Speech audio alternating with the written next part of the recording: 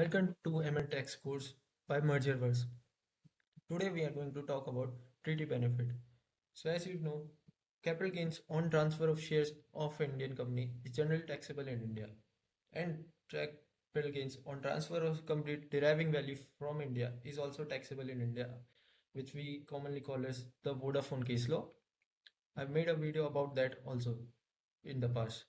But there are certain treaty or double taxation avoidance agreements that India have entered into with countries which provide benefits on direct and both indirect transfers.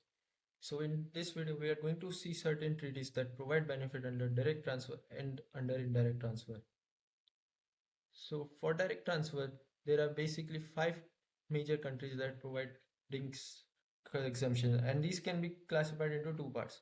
One is the grandfathering benefits, which will be provided by Singapore, Mauritius, and Cyprus Treaty, and the other one is the participation exception, which you get in Netherlands and Belgium. So let's understand with the example of Singapore. So this is the article of 13 of India Singapore DTAA, and I want you to focus on para 4A, 4B, and 4C. So what does para 4A says?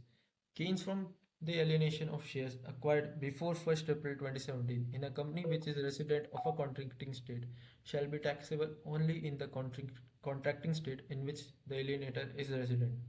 So if we slow it down and read again, gains from the alienation of shares acquired before 1st April 2017 in a company which is resident state of India shall be taxable in the contracting state in which the alienator is resident, that is Singapore. So if the shares is acquired by a Singapore resident of a company in India before 1st April 2017, then those capital gains on those tax on capital gains arising on transfer of those shares will be taxable in Singapore.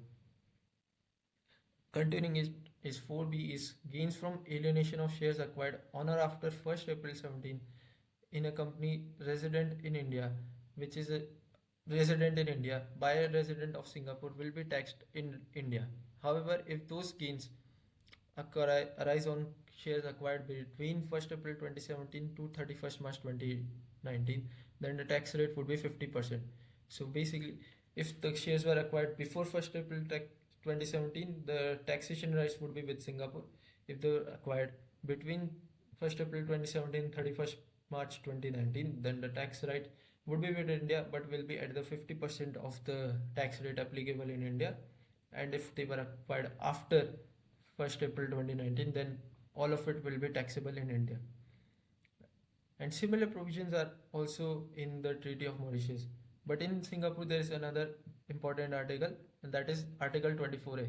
Now, the benefit under 4A, 4B, or 4C is only available if you comply with Article 24A.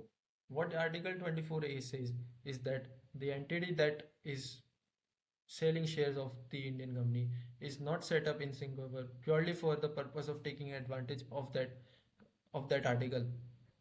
So as you can see, a resident of a contracting state shall not be entitled to benefits of para 4A or para 4C, which is exemption until 1st April 2017 or 50% between 1st April 17 to 31st March 2019 if it arranged its affairs for the purpose of taking advantage of this article.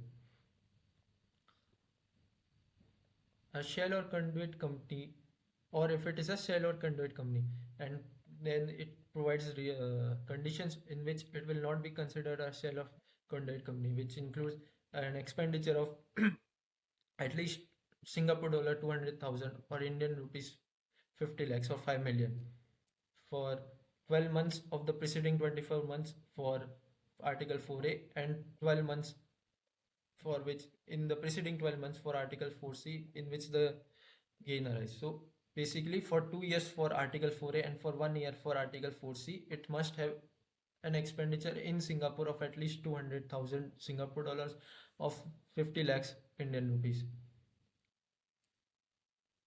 So considering these two articles combined, if you satisfy both of these articles and you had acquired shares prior to 1st April 2017, you would have exemption for tax in India. Now we come to the Article 13 of Netherlands. And you again, so this is a transcript of this, not the whole article, because it is it was not fitting in one slide. But if you see para 4, 5, and 6, which deals with taxation of shares. So in para 4, it covers gains from alienation of shares, which derives value primarily from immovable property situated in India. So, for example, if you transfer shares of an Indian company which derives value from immovable property in India, so this is not uh, what we are going to cover. The main part is comes from para 5. Gains from alienation of any other property shall be taxable only in the state in which the alienator is resident. So, again, the taxation rights is with Netherlands if you are a resident of Netherlands. However, if you hold more than 10% interest in the stock of a company in India, then there will be tax in India also.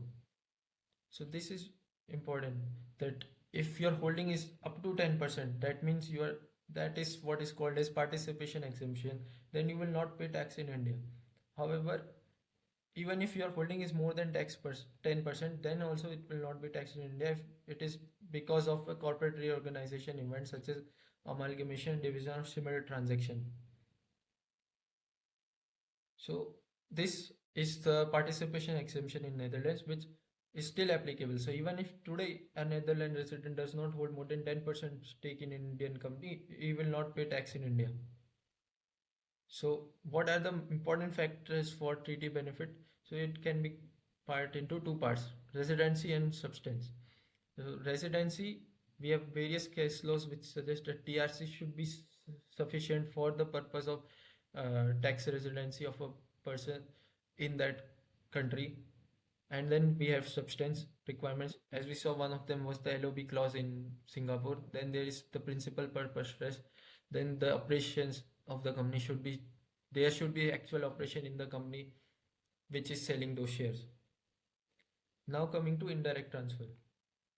Now this is again the Singapore tax treaty, and this time need want you to focus on para 5. So para 5 says gains from the alienation of any property other than referred to in 1, 2, 3, 4A and 4B shall be taxable in the contracting state in which the alienator is resident. Now let's see. So what happens in an indirect transfer? And this is an example. So let's say the ICO is an Indian company, HEMCO is a Mauritius company, and ESCO is a Singapore company. Now ESCO transfer the shares of MCO to FCO, and we assume that MCO derives all of its value from ICO in India. So this is similar to the Vodafone case, and ESCO gains on transfer of MCO shares should be taxable in India under the Act. But now we see the treaty. So under the treaty, from alienation of immovable property, so there was no alienation of immovable property, so this first one will not apply.